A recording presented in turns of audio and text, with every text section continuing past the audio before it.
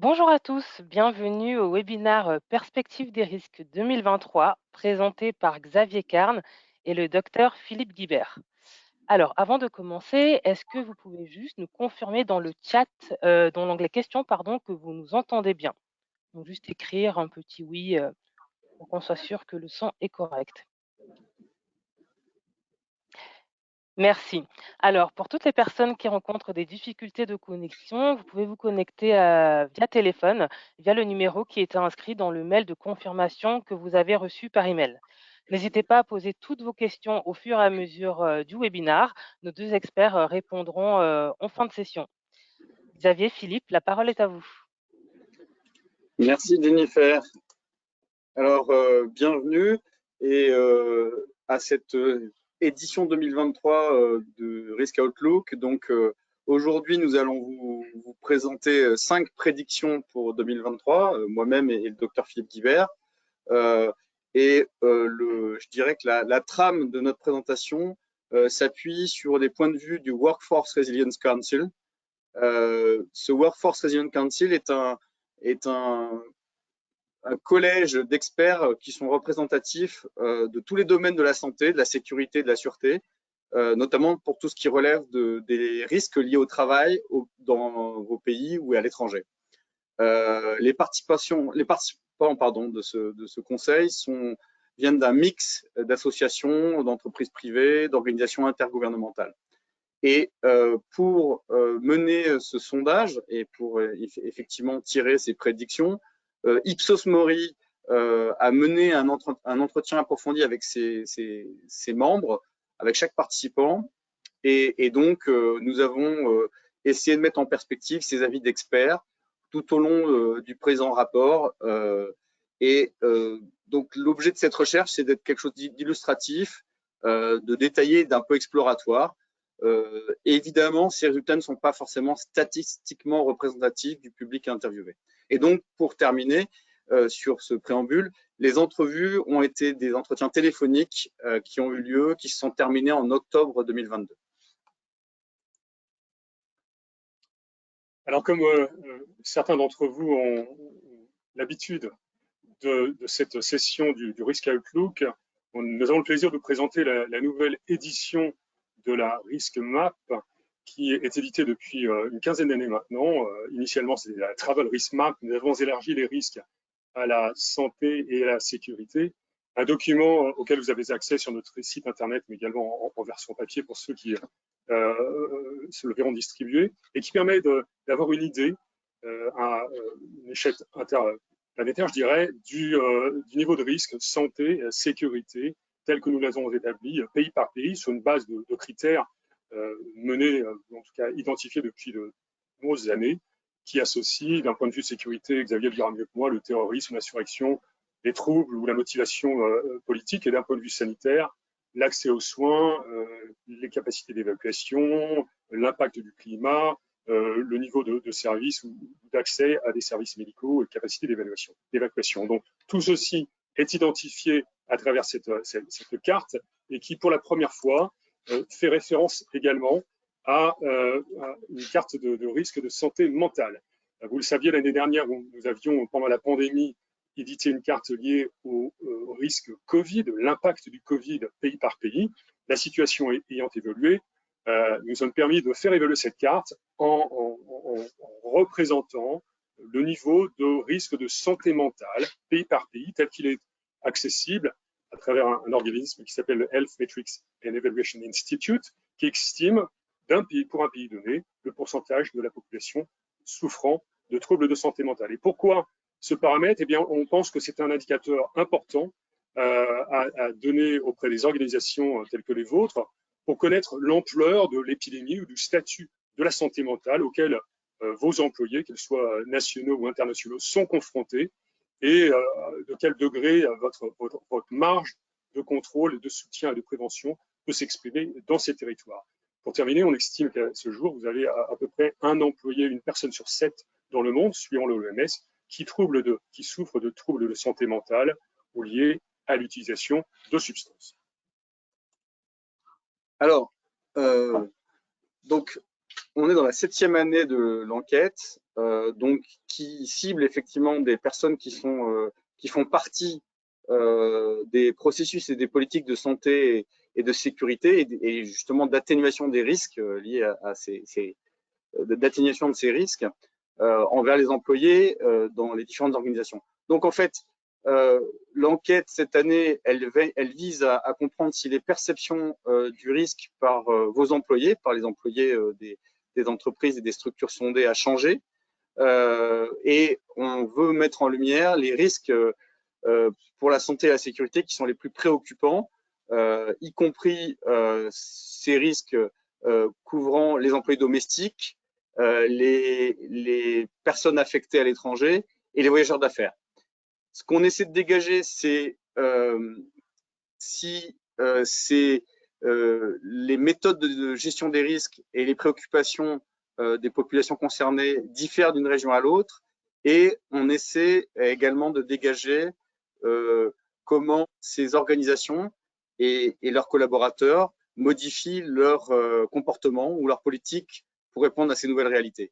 Et donc, comme vous le voyez, on a essayé d'avoir un panel assez large et représentatif des différents pays du monde. Et donc, on couvre 1218 décideurs et responsables de la gestion des risques.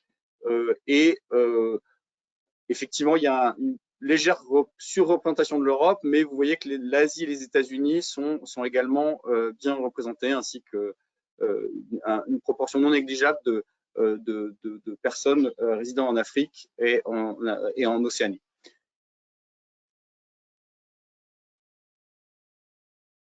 Alors, une des grandes questions, c'est est-ce que vous pensez, est-ce que les entreprises pensent que les risques pour la santé et la sécurité auxquels font face leurs employés vont augmenter ou diminuer au cours des 12 prochains mois? Alors, vous voyez, donc on a 5 rubriques.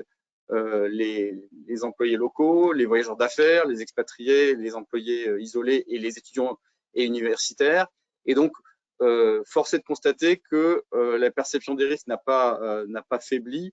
Environ 8 personnes sur 10 affirment que les risques liés aux employés, liés à leurs collaborateurs, ont augmenté ou sont restés les mêmes au cours des 12 derniers mois.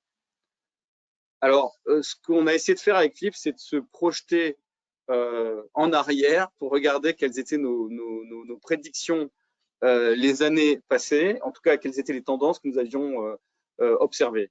Philippe, sous l'angle santé. Alors, en effet, l'intérêt est de voir si l'on dégage des tendances sur cette évaluation des risques telle que nous le menons depuis plusieurs années. Donc, sans remonter très loin, comme vous le voyez, déjà en 2020, les problèmes de santé mentale avaient été identifiés par ce comité, ce collège d'experts comme un sujet d'importance. De manière assez intéressante, vous le voyez également, la flambée des maladies infectieuses.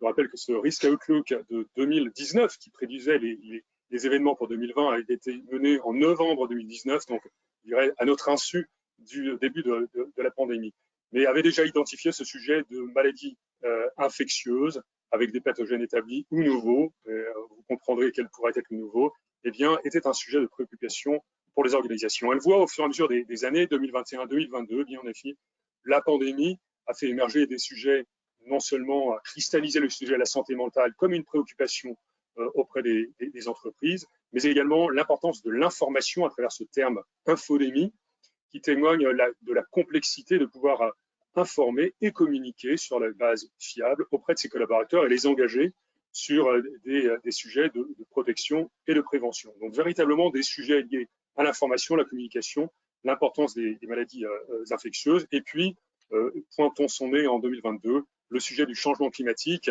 qui, vous le verrez, est une priorité également pour les entreprises en 2023.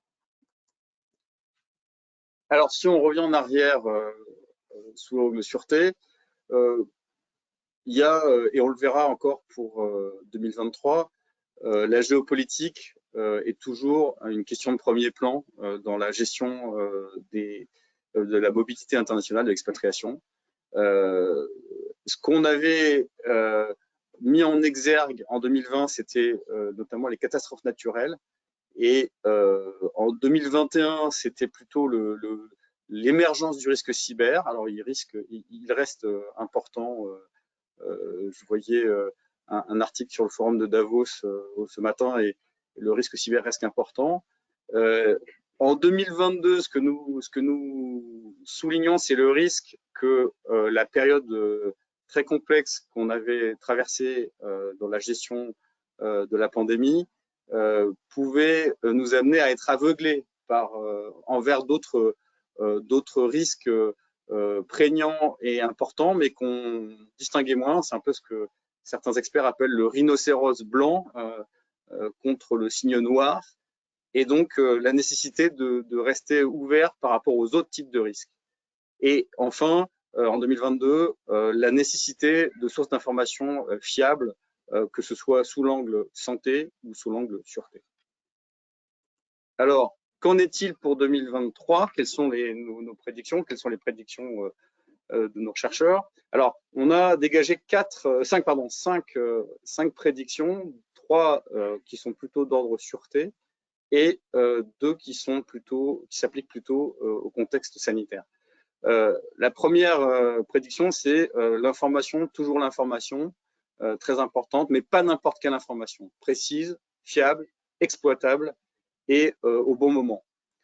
Deuxièmement, la nécessité, puisqu'on voit que le monde VUCA continue, la nécessité pour les organisations, mais également pour les individus, de s'adapter à cet état de permacrise, la crise permanente, avec des changements géopolitiques constants, des défis socio-économiques découlant de ces changements géopolitiques et une polarisation croissante du monde. Troisième point, plus que jamais, les organisations doivent tenir compte de leurs responsabilités dans l'exercice concret, pratique, du devoir de protection envers les voyageurs. Et on verra quelques idées forces dans la suite de la présentation. Je prends le relais. Le quatrième point est lié au changement climatique et l'impact non seulement sur la santé physique, mais également sur la santé mentale, sur le bien-être des collaborateurs, cette éco-anxiété qui perfuse les organisations et qui fait de ce sujet un sujet de préoccupation des entreprises sur lequel certaines choses peuvent être menées. Et puis évidemment, le sujet phare en matière de santé est évidemment lié au bien-être au travail, qui est au cœur des préoccupations, entre une dynamique, une tension liée au travail hybride et des tensions, des aspirations des collaborateurs, des employés, les attentes des employeurs également, avec une redéfinition des priorités des deux parties. Donc tout ceci sur un fond Covid, avec ses conséquences psychologiques, ce sujet est véritablement une préoccupation des entreprises pour 2023. Alors, si on rentre dans le vif du sujet, donc l'information, mais quelle information? L'information au bon moment, précise, fiable, exploitable, et effectivement pouvoir utiliser comme bras de levier les nouvelles technologies pour une bonne prise de décision. Alors, quand on rentre dans les principaux facteurs, en tout cas quand on sonde les entreprises qui ont participé à ce panel et les décideurs sur les facteurs qui vont influencer leur prise de décision critique au cours des prochains mois. Donc, les critères principaux concernant cette information, c'est avoir une information fiable, bon, c'est un truisme, mais surtout avoir une information actualisée et également une information qui va permettre d'être en conformité par rapport avec l'environnement légal, la réglementation des pays dans lesquels j'opère. Évidemment, bien sûr, dans une moindre mesure, mais ça reste important, l'accès à des conseils d'experts santé et sûreté. Dans les risques vécus par les entreprises et par les organisations, plus de 35% de celles-ci ont indiqué que leur prise de décision dans l'année passée avait été en partie ou en grande partie influencée par la désinformation. Je voudrais souligner ici que cette désinformation, elle a impacté, je dirais, les praticiens de la gestion du risque, puisqu'on voit que les personnes qui ont considéré avoir été le plus touchées par ce risque de désinformation sont des personnes en charge de la santé, de la sécurité, de l'environnement, des personnes en charge des opérations pour ces organisations et des responsables sûreté, et dans une moindre mesure, les comités de direction et les gestionnaires des risques.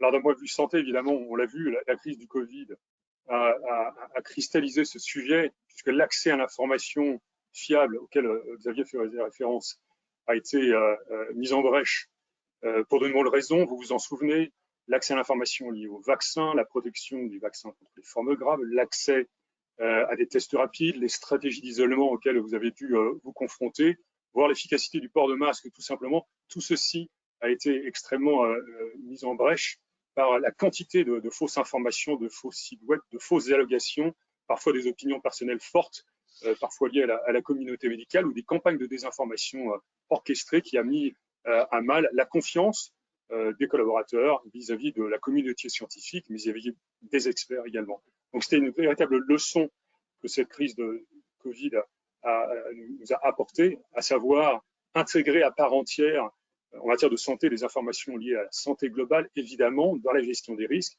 au-delà de l'aspect traditionnel mobilité internationale, en intégrant à la fois ces dimensions politiques et locales. On le sait, les États ne communiquent pas toujours de manière extrêmement transparente, et avoir accès à de l'information fiable de terrain validée par des experts permet justement de juguler au mieux la désinformation et la mésinformation. Alors, information et décision. Donc, on a sondé donc ces décideurs sur la manière dont elles utilisaient ces informations, et les organisations en général ont indiqué que grâce à la meilleure qualité, la meilleure disponibilité, la meilleure fiabilité et la précision des informations, elles devraient être en mesure de prendre des décisions plus rapides au cours des prochains mois. Donc en fait, il y a un effet, je pense, induit de la pandémie qu'on a traversée, qui a, je pense, amené à une meilleure sélection de canaux d'information et qui permettent effectivement une décision plus rapide. Donc, qu'attendent les décideurs? En fait, ils s'attendent à ce que l'information qui leur est présentée, que ce soit en interne ou via des tiers de confiance, et qu'elle soit évidemment vérifiée, qu'on puisse se fier à elle. Et donc, il y a une pression pour les équipes en charge de cette analyse de l'information pour déterminer des sources fiables, impartiales, dans toutes les zones géographiques, et pour pouvoir effectivement anticiper les risques et informer les décideurs de façon opportune. Donc, il y a vraiment une réalité aussi, c'est l'augmentation de la disponibilité de solutions technologiques pour répondre à ce besoin complexe, et donc des moyens toujours plus puissants pour faire apparaître, pour détecter des informations et pour les agréger, sans jamais oublier que ces outils technologiques ne sont rien s'il n'y a pas une analyse. Il faut des capacités pour analyser ces flux d'informations et permettre la prise de décisions critiques. Donc, il faut que vos équipes ou les équipes de tiers de confiance vous permettent d'avoir une information concise et juste, qui vous permettent de prendre les bonnes décisions en temps réel. Voilà. Donc, améliorer l'information, c'est effectivement augmenter la vitesse de dissémination de cette information. Donc, j'acquiers l'information, je la traite, je la qualifie, je la corrobore et je la dissémine. La précision de l'information, aujourd'hui, une grande entreprise ou une organisation non gouvernementale a besoin de l'information sur son théâtre, sa réalité, son exposition. Et effectivement, on va de plus en plus vers une tentative de modélisation des scénarios potentiels d'évolution de situation. Quels sont les scénarios possibles? Comment ils vont impacter? Comment ils vont influer sur ma capacité à agir, à continuer mon activité dans un environnement donné? Alors d'un point de vue santé, je dirais qu'il y a 3 points qui permettent d'améliorer la qualité de l'information en santé. Premièrement, c'est la multiplication et la qualification de sources fiables et officielles. avec un mix de sources institutionnelles. Je fais référence au tout nouveau Pandemic Hub de l'OMS, créé à Berlin il y a une année maintenant, mais également l'Union européenne en ce qui concerne les vaccins ou les Centers for Disease Control de certaines régions du monde, qui permettent de remonter de l'information et d'avoir accès à une information fiable et validée, mais également un mix d'informations moins soumises à d'autres agendas, comme celles que nous fournissons chez International SOS. Le deuxième point, c'est la validation en local de cette information. Grâce à notre présence dans 90 pays, nous avons la possibilité de valider la réalité de ce qui se passe. C'est exactement ce que nous faisons actuellement avec la situation du Covid en Chine et permet d'avoir une validation. Et troisième point, l'interprétation par des experts qui permettent de replacer dans un contexte. Souvenez-vous, au tout début de la pandémie, l'enjeu était lié sur les vagues Covid en nombre de cas, la réalité étant plutôt de s'intéresser à la capacité hospitalière et la capacité d'absorption des cas graves par les structures médicales, pays par pays, qui était le véritable indicateur sur lesquels les entreprises pouvaient piloter leur gestion de crise. Donc évidemment, trois dimensions qui sont extrêmement importantes pour améliorer la qualité de l'information. Et tout à fait, hein, Philippe, et l'importance de cette corroboration des informations par le terrain, les remontées de terrain, toujours extrêmement importantes, la notion d'avoir des bots sur le terrain, des boots on the ground pour acquérir cette information et la valider. Alors concernant la géopolitique qui, comme je le disais tout à l'heure, va rester un sujet qui influe largement sur la décision de voyager, la décision d'envoyer des personnes en mission à l'étranger, eh bien, comme je le présentais tout à l'heure, la nécessité de s'adapter à cette crise permanente, cette permacrise, avec des changements de géopolitique constants et les défis socio-économiques qui en découlent, ainsi que cette polarisation croissante entre différentes zones du monde, différents blocs, différents acteurs mondiaux. On le voit tout quotidiennement. Alors, on va distinguer, je dirais, deux colonnes, vous avez vu en rose et en bleu. Force est de constater que, et c'est logique, que pour les voyageurs, la menace sécuritaire, elle est prégnante. Il y a une inquiétude, il y a une préoccupation sur les menaces de tous ordres par rapport à la sécurité. Évidemment, les menaces géopolitiques, mais également tout ce qui peut toucher au transport. En fond de tableau, quelque chose qu'on voyait déjà en 2019, le risque de catastrophe naturelle. Alors, ces risques, donc, sûreté, ils sont sans doute évidemment moins visibles pour les employés locaux, qui sont, eux, confrontés, et je pense que Philippe en parlera quand il évoquera la santé mentale. Les employés locaux, ils sont plus préoccupés sur des difficultés liées au coût de la vie et dans une moindre mesure liées aux catastrophes naturelles. Alors, les principaux défis que les décideurs, que les responsables que nous avons sondés par rapport qu'ils entrevoient par rapport à la prévention des risques, on l'a vu, la fiabilité de l'information, mais également communiquer et motiver les employés sur la prévention des risques, donc structurer et communiquer. Le risque cyber reste important.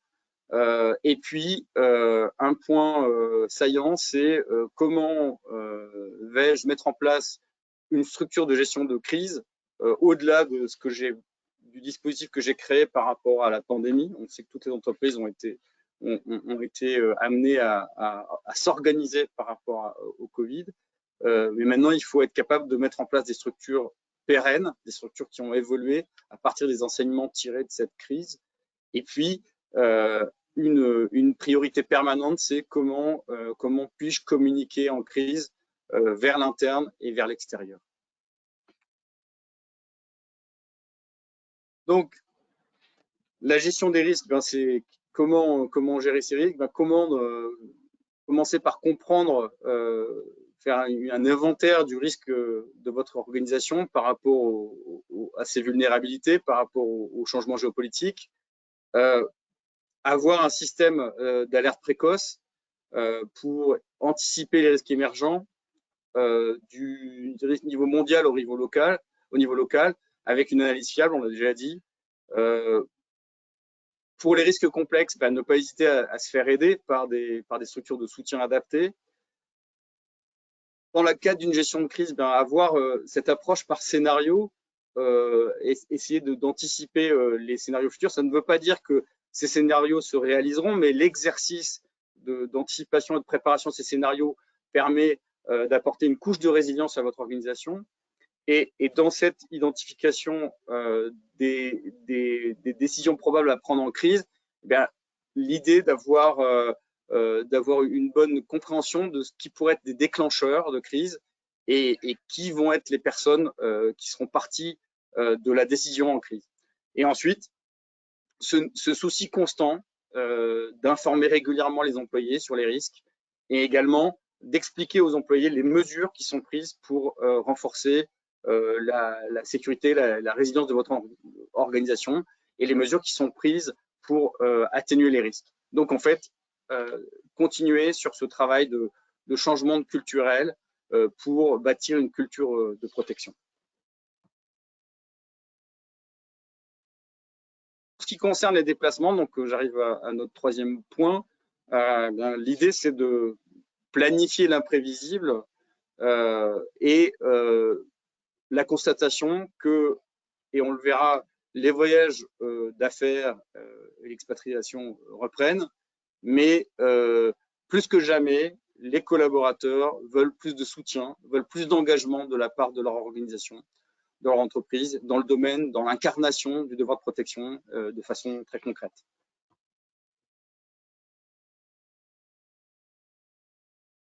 Donc, dans les 12 prochains mois, quelles sont les choses qui peuvent affecter la motivation de vos collaborateurs pour reprendre les voyages?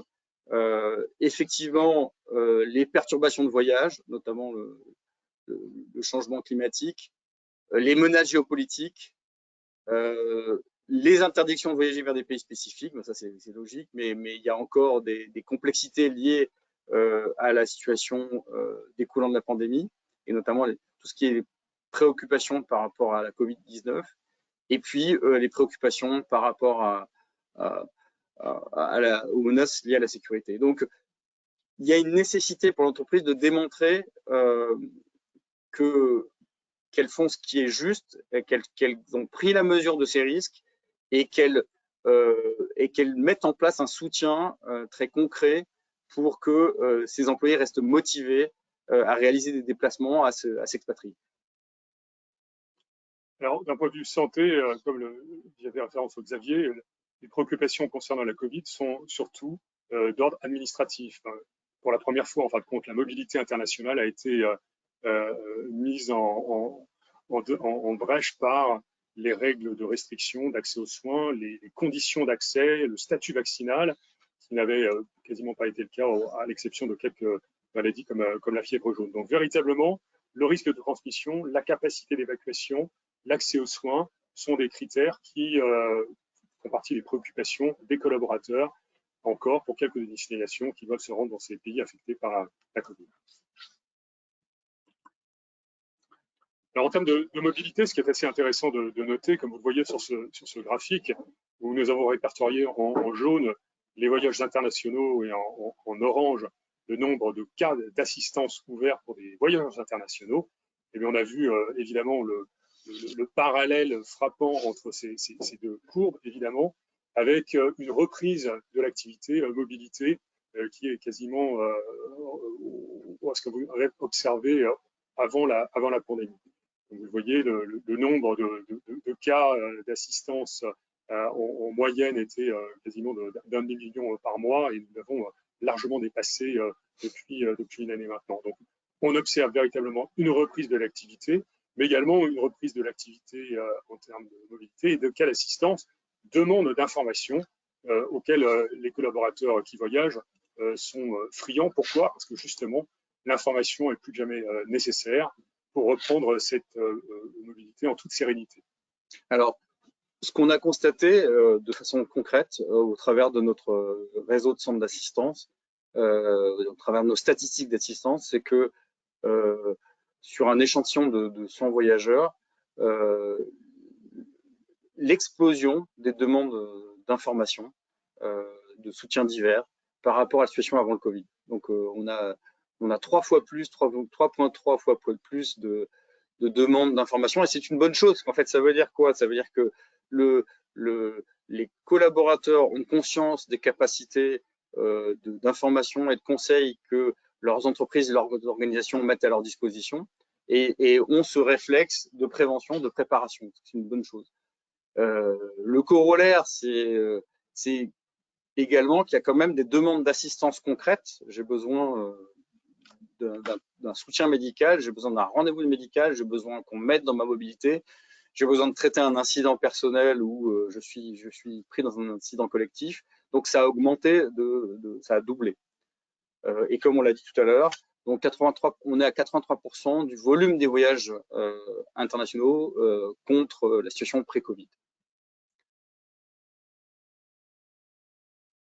Donc, qu'est-ce que ça veut dire en termes de résonance? Ça veut dire que il y a un travail de préparation et de soutien des collaborateurs qui est beaucoup plus important qu'avant le Covid. Alors, il y a toujours un petit exercice qu'on aime bien faire dans ce rendez-vous annuel, c'est le challenge perception contre réalité. Et encore une fois, nous avons trouvé des filtres avec une question qu'on a posée aux décideurs, c'est sur quels sont les éléments qui sont les plus susceptibles d'avoir un impact négatif sur vos voyageurs d'affaires au cours des 12 prochains mois. Alors, ce qui est sorti de cette question, c'est cette impression que les menaces sécuritaires visent directement le voyageur ou l'expatrié, les menaces géopolitiques, les problèmes de transport. Donc ça, c'est la perception affichée par les personnes qui ont répondu au sondage. Et puis, il y a la réalité que Philippe va vous décrire, qui est bien assez différente, en fait. Et cette réalité ne semble pas évoluer d'une année à l'autre de manière assez intéressante, même si je crois que la perception est toujours la même liée aux menaces sécuritaires ou géopolitiques. Eh bien, on observe toujours, je dirais, cette triade accidentologie, traumatologie, maladies infectieuses et maladies cardiovasculaires qui forment, je dirais, la tête de l'activité de l'assistance. Et alors, évidemment, vous allez me rétorquer que dans les maladies infectieuses qui arrivent en tête de requête, évidemment, il y a le Covid, c'est certain, mais pas que. Et nous avons de nombreuses maladies infectieuses qui continuent de circuler et qui font que ces demandes d'assistance couvrent tout un spectre très large qui est quasiment toujours le même d'une année à l'autre sur les événements auxquels les voyageurs, mais également les collaborateurs locaux peuvent être affectés. Donc en fait, pour nous, la préparation reste extrêmement importante, avec en particulier la connaissance du contexte légal, tout ce qu'on peut faire par anticipation, par exemple, je dirais dans la préparation d'un voyage, la connaissance du lieu où on va résider, le choix d'un hôtel, l'anticipation des risques, et puis peut-être de nouvelles dimensions rajoutées par la crise Covid, Philippe. Absolument, je pense que la crise Covid a ajouté d'autres dimensions à ces informations qui sont nécessaires pour la préparation d'un voyage.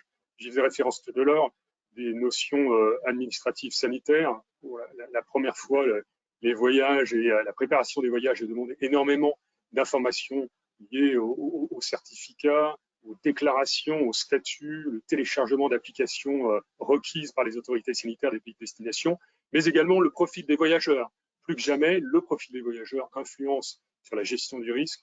On l'a vu pendant le Covid, le fait d'avoir une certaine orientation sexuelle, le fait d'avoir un statut lié à une santé mentale précaire peut avoir des conséquences sur la continuité du voyage. Donc, évidemment, des informations dont il faut disposer pour pouvoir s'assurer que la préparation en termes de santé et de sécurité et dans toute son acceptation, santé mentale, santé physique, font bien partie de la gestion des risques liés à la mobilité internationale.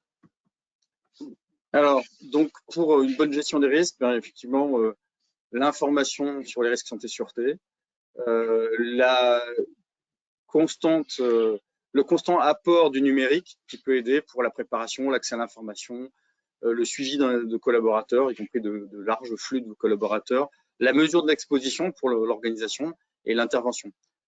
Pour les managers, de quoi ont-ils besoin? Ils ont besoin d'évaluer les risques, on l'a déjà dit beaucoup tout à l'heure. Ils ont besoin surtout de systèmes simples, qui soient simples pour approuver un voyage, pour connaître l'exposition future de collaborateurs. Ils ont besoin de données fiables, ils ont besoin de prendre des décisions rapidement. Et enfin, avec l'évolution de devoirs de protection, vous avez vu, les collaborateurs ont besoin plus que jamais que leurs entreprises s'engagent. Et donc, le cadre des programmes de gestion de risque s'augmente, s'enrichit avec la notion d'indicateur de performance. Est-ce que mon programme de gestion des risques santé et sûreté tient la route? Est-ce qu'il tient compte des systèmes de feedback de mes collaborateurs pour effectivement être en prise avec la réalité du voyage et de l'expatriation? Eh bien, nous arrivons à cette dernière séquence de ce risque Outlook 2023 avec le thème de la santé, dans lequel nous allons aborder les deux derniers points. Le premier lié à la prise en compte de cette dimension changement climatique dans la gestion des risques et également les aspects liés à la santé mentale, les deux étant parfois corrélés. Alors, ce qui est intéressant, c'est de comprendre quelle est l'importance accordée au changement climatique dans les plans de santé et de sûreté des entreprises auxquelles vous faites partie. Vous le voyez, d'une certaine mesure, les entreprises intègrent ce risque dans leur plan de santé et de sécurité. On sait que les risques naturels, comme vous le voyez sur notre frise rapport des perturbations des voyages sécuritaires d'international SOS, eh bien, en nombre d'alertes que nous émettons chaque année sur tout un ensemble de sujets que vous aviez listés, depuis les troubles civils jusqu'aux incidents diplomatiques, eh bien, les risques naturels, c'est-à-dire liés au changement climatique, tiennent à la deuxième catégorie, 17% de ces alertes d'un mois à l'autre. Évidemment, tout ceci a un impact en termes de sûreté, en termes d'accès, de mobilité, mais également en termes de santé, en particulier l'accès aux soins d'urgence, lorsqu'il y a des dommages aux infrastructures ou une impossibilité de se rendre auprès de ces services de santé. Tout ceci est extrêmement important. Alors on le voit, pourquoi ce sujet, eh bien, peut être lié à des événements assez emblématiques. Vous vous souvenez tous du dôme de chaleur qui avait couvert l'ouest du Canada en 2021. On se souvient au mois de décembre de ce bomb cyclone qui a ravagé les États-Unis, mais également des épisodes de pollution atmosphérique qui émaillent régulièrement l'actualité des grandes capitales, pas simplement liées aux capitales asiatiques, mais également en Amérique latine et en Afrique désormais. Pourquoi ce sujet est important? Parce qu'on attribue maintenant à plus de 10% des décès dans le monde sont liés à la pollution de l'air. Et donc tout ceci est augmenté, mis en exergue par les changements climatiques. Donc tout ceci a des conséquences non seulement sur vos employés locaux, mais également parfois sur les expatriés. Donc conséquences du changement climatique avec des conséquences également sur les maladies chroniques, on le voit, la pollution atmosphérique ou l'exposition à des climats extrêmes peut avoir un impact sur l'hypertension, sur les affections pulmonaires chroniques, voire les accidents cardiovasculaires ou les infarctus du myocarde. Donc tout ceci n'est pas sans conséquence et c'est la raison pour laquelle les entreprises tiennent compte de plus en plus de ces éléments climatiques dans les plans de gestion de crise. Également, pourquoi ce sujet est important? Puisque on observe et on découvre que ce changement climatique peut avoir un impact sur ce que l'on sait de la transmission des maladies infectieuses. En tout cas, les maladies infectieuses connues, cette frise extrêmement détaillée qui fait référence à un article publié dans la revue Nature en août 2022, montre en fin de compte le lien entre les événements climatiques, le mode de transmission et les conséquences sur certaines de ces maladies infectieuses connues. Et l'importance du trait, en fin de compte, l'épaisseur du trait est proportionnelle au nombre de pathologies et également la couleur en quantité de pathologies. Donc vous le voyez, que ce soit le réchauffement climatique, les précipitations, les inondations, les sécheresses, tous les événements ont un impact d'une manière ou d'une autre sur l'augmentation de ces pathologies infectieuses. Donc dans 58% des cas, c'est-à-dire 218 maladies répertoriées sur les 375 qui sont connues.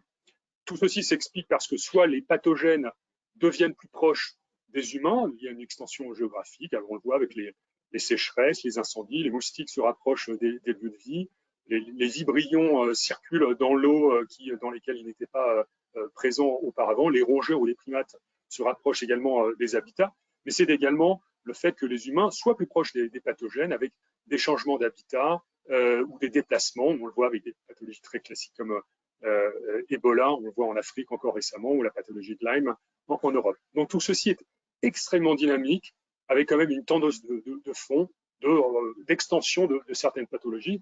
Je fais simplement référence en France, tout simplement, on le sait, vous avez 67 départements qui rapportent la présence du moustique du genre Aedes, le moustique tigre, qui peut être responsable de transmission et de cas autochtones, de maladies auparavant liées aux tropiques, telles que la dengue, le Zika ou le chikungunya. Donc être ouvert à ces signaux faibles, ces quelques éléments sont extrêmement importants, puisque en effet, on observe une augmentation, une évolution de ces risques liés à ces maladies infectieuses. Alors, quand on zoome en termes de maladies infectieuses sur la pandémie, évidemment, et quand on pose cette question aux entreprises sur leur approche vis-à-vis des pandémies en règle générale, sans avoir un focus sur le Covid, eh bien, on le voit, vous avez quasiment la moitié des entreprises qui mettent en place des plans sur les impacts actuels liés à la pandémie, mais peut-être ne se concernent pas sur les futures pandémies. Je vous rappelle que les pandémies grippales émaillent l'histoire de l'humanité depuis qu'on arrive à remonter au plus tôt des connaissances scientifiques, et on sait qu'historiquement, il y a à peu près 3 pandémies liées à des virus grippaux par siècle. Donc, ce qui fait que cette pandémie Covid n'exclut pas notre risque d'être exposé à une autre pandémie dans un futur proche ou distant. Donc, avoir cette vision à long terme et intégrer le fait que la pandémie ou une crise sanitaire d'ampleur majeure doit désormais faire partie des plans de gestion de crise, mais également de la continuité d'activité des entreprises, est extrêmement important. Et on le voit se planifier, je fais référence à ce que disait Xavier auparavant, avec différents types de scénarios. Vous voyez le fait que les États-Unis sont confrontés à une triple épidémie actuelle de 3 virus circulant en même temps, cela n'avait pas été envisagé. De même, l'apparition du virus ex-monkeypox, qui s'appelle désormais le mpox, tout ceci n'avait pas été imaginé à une échéance très proche. Donc avoir des plans qui, faisant fi du Covid, mais en ayant appris de la crise Covid, permettent d'être complètement dissous dans la continuité d'activité et la gestion des crises, eh bien, permettra de gérer ce qui est le plus important en entreprise quand on est confronté à ces crises. Eh bien, c'est tout simplement la confiance des collaborateurs vis-à-vis de leur employeur. Donc, quand on regarde les mesures d'atténuation des risques pour la santé, eh bien, tout ceci fait référence, je dirais, à la santé comme axe stratégique des entreprises dans le cadre des objectifs de développement durable.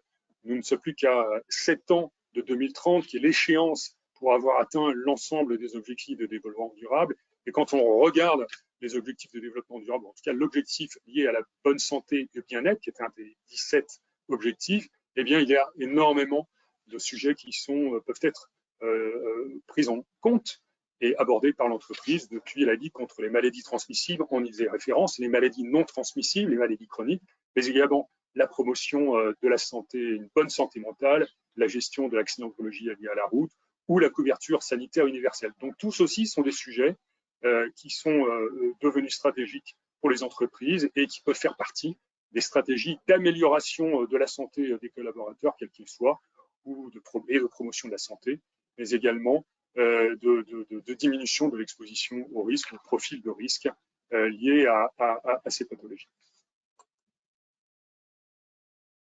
Alors, pour terminer, point d'importance évidemment, la santé mentale. Pourquoi la santé mentale? Parce que l'on sait, et vous l'avez compris à travers notre petite rétrospective en préambule, que ce sujet devient absolument majeur au sein des organisations. On le voit, de nombreuses études, dont les plus récentes publiées par l'Organisation mondiale de la santé, fait référence à ce sujet de perte de productivité des entreprises liées à la santé mentale, ou en tout cas la mauvaise santé mentale de leurs collaborateurs, avec des chiffres qui ont une magnitude financière extrêmement élevée, et également avec une prédiction du coût total de l'impact de la mauvaise santé mentale sur l'économie qui était absolument effarante.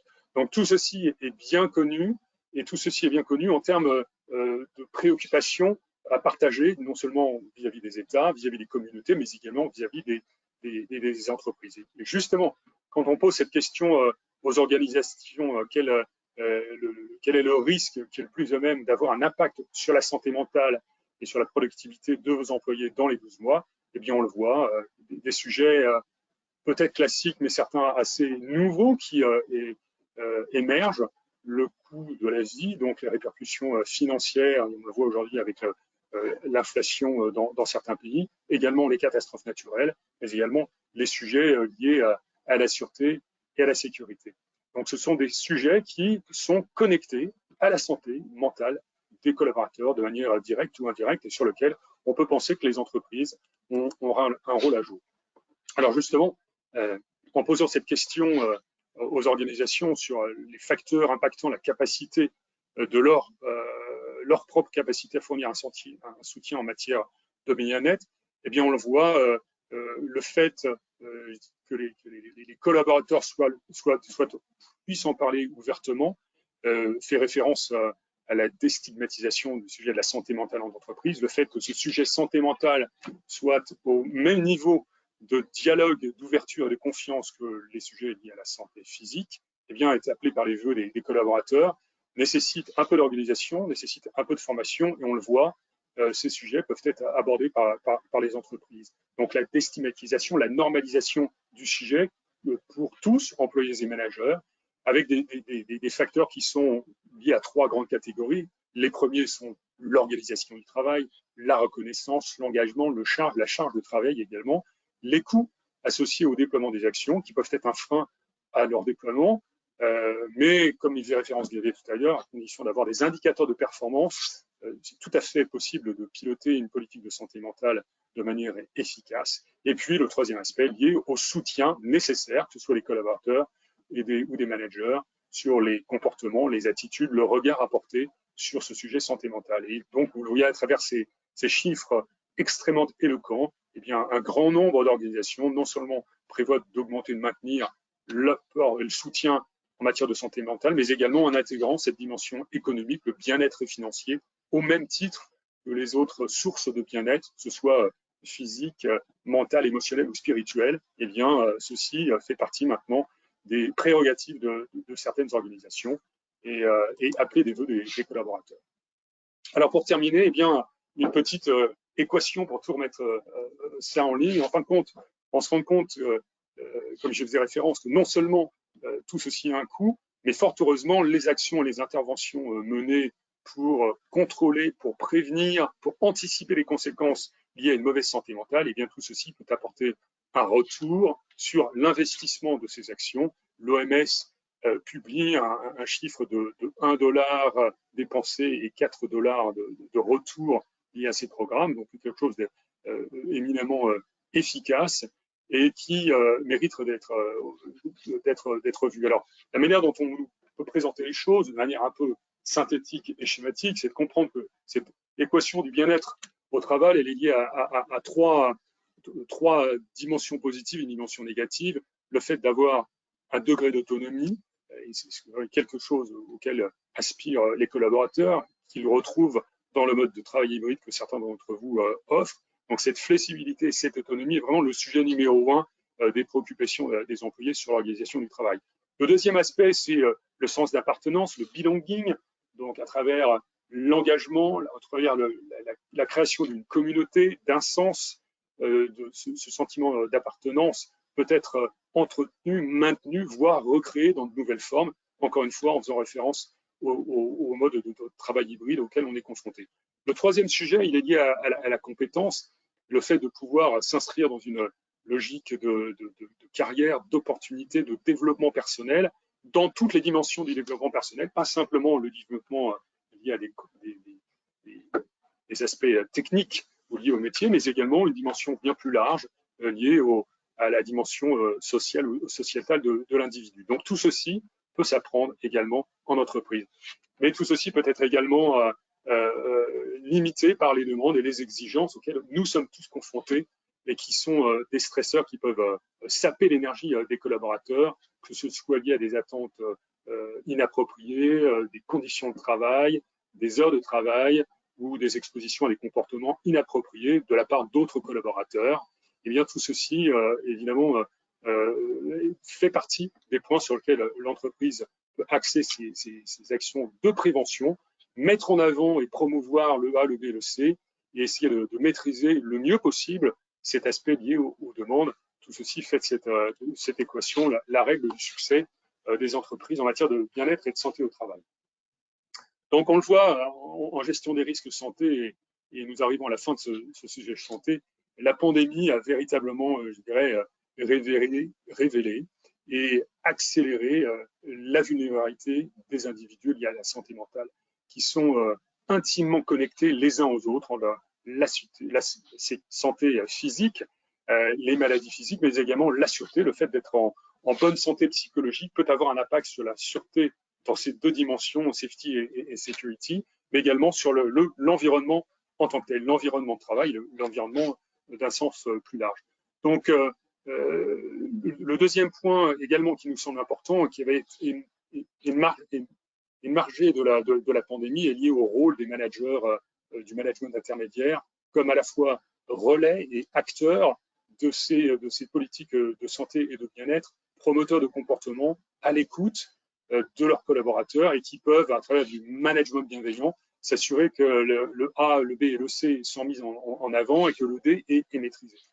Donc tout ceci s'exprime à travers des demandes accrues auxquelles nous tâchons de répondre en termes de formation, que ce soit les premiers secours en santé mentale, que ce soit en termes de management, de reconnaissance de l'importance du sujet de santé mentale. Tout ceci pour favoriser un seul objectif, que le dialogue existe sur ces sujets de bien-être et de santé mentale, au-delà des actions ponctuelles qui peuvent être menées par les entreprises, sur lesquelles il y a peu d'indicateurs de performance, et bien justement favoriser le dialogue, favoriser la formation, déployer des programmes et des activités qui fonctionnent et qui sont mesurables est un meilleur moyen d'aborder ce sujet de bien-être et de santé mentale.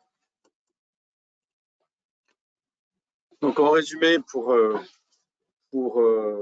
conclure, donc en fait, ce Risk Outlook, cette session nous a permis de nous recentrer sur les individus, parce qu'en fait, finalement, il s'agit des individus dans toutes leurs dimensions, exposés à des risques nouveaux qui peuvent générer de l'anxiété, qui peuvent, par rapport au risque écologique, qui peuvent générer de l'anxiété par rapport au stress. Et une idée force qui a été décrite par Philippe et que je reprends, c'est les collaborateurs attendent au sein des organisations un engagement, de la coopération, et pour que les organisations continuent à performer dans des conditions de travail et de vie qui sont parfois dégradées. Et effectivement, ça c'est un message qu'on répète chaque année, la notion de prévention qui est extrêmement importante. D'un point de vue santé, je dirais que cette perspective des risques 2023 nous recentre véritablement sur les personnes, sur les individus, dans toutes leurs dimensions, exposés à de nouveaux modes de fonctionnement, des nouveaux environnements qui génèrent de l'anxiété, du stress, voire qui révèlent des pathologies de santé mentale plus complexes, et pour lesquelles, en effet, la prévention, comme disait référence Xavier, fonctionne. Donc on sait que les personnes au sein de l'organisation attendent un engagement, une coopération, des performances, on le sait très bien, mais tout ceci peut être géré de manière harmonieuse en mettant en place non seulement la reconnaissance, le diagnostic de l'importance de ces sujets, mais également de pouvoir mettre en place ces actions de prévention qui, comme on l'a vu, apportent des résultats. Voilà, on est conscient avec Philippe qu'on a largement dépassé.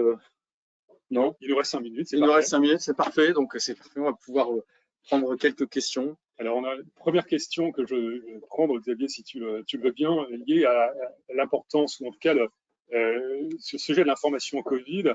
Est-ce qu'on parle plus de désinformation ou de mauvaise communication? C'est une très bonne question. Je pense que c'est certainement les deux.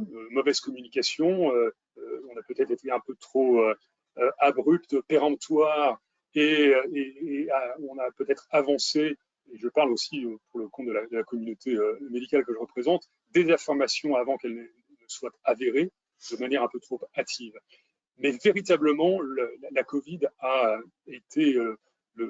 révélé l'importance de la désinformation véritablement orchestrée par des groupes, des informateurs ayant mis en avant une information non vérifiée, émotionnelle, biaisée, fondée sur des publications non validées par la communauté scientifique et qui, évidemment, se sont propagées de manière extrêmement active. Donc, il y a véritablement eu de la désinformation et on le voit à tel point que l'Organisation mondiale de la santé a lancé une campagne, une cellule liée à la désinformation. Vous avez l'OCDE également qui a tout un département lié à la désinformation pendant la crise du Covid à destination des entreprises, voire des groupes de médias qui ont édité des guides de rédaction et de compréhension des enjeux de la désinformation et de décryptage de ces informations qui étaient volontairement faussées.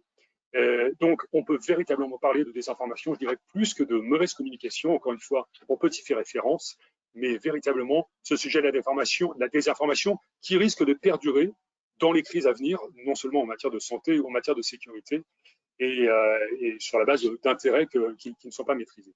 Donc, un point extrêmement important. Donc, on nous demande si on peut avoir la présentation par la suite. C'est une question pour nous deux. Xavier, qu'est-ce que tu en penses? Je pense qu'évidemment. Je pense que c'est possible, en effet. Jennifer, est-ce qu'il y a d'autres questions ou d'autres points de clarification? Nous avons 3 minutes avant la fin de... Question. Eh bien, écoutez, dans ce cas... Il nous reste à vous remercier et vous souhaiter une année sûre sur le plan de la sécurité et de la sûreté et saine sur le plan de la santé. Et puis, en vous remerciant de votre attention, évidemment, nous communiquerons les supports. Merci à vous. À bientôt, au revoir. Au revoir.